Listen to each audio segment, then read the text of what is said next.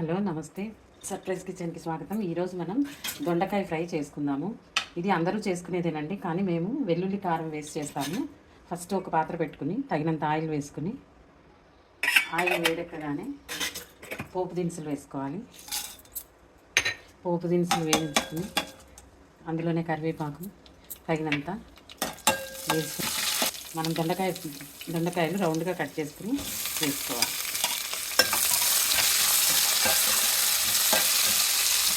ఇందులోనే మనం తగినంత పసుపు,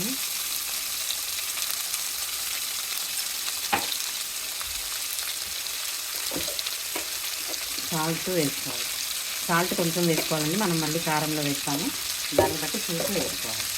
ఈ విధంగా వేగేంత వరకు కలుపుకోవాలి. మనం ఇందాక దొండకాయ ఫ్రైలో వెల్లుల్లి కారం అన్నాం కదండి, దాన్ని ఎలా తయారు చేసుకోవాలో చూద్దాం.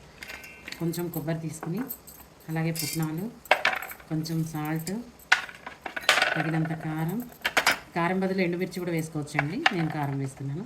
పొట్టు తీసి పెట్టుకున్న వెల్లుల్లి, ఇవి మొత్తం గ్రైండ్ చేసి పెట్టుకోవాలి. ఇలా మధ్య మధ్యలో కలుపుతూ ఉండాలండి, వేగేదాకా మంచి కలర్ వేగిపోతుంది. ఇలా కలుపుతూ ఉండాలి. ఈ విధంగా మంచి కలర్ వచ్చే వరకు వేపుకోవాలండి. తర్వాత మనం ఇందాక చేసుకున్న వెల్లుల్లి కారం వేసుకోవాలి, ఒక 3 స్పూన్స్. ఇది సాంబారు, పప్పుచారు, టమాటా రసం అన్నింటిలోకి మంచి కాంబినేషన్ అండి. Thanks for watching. Please like, share and subscribe our channel.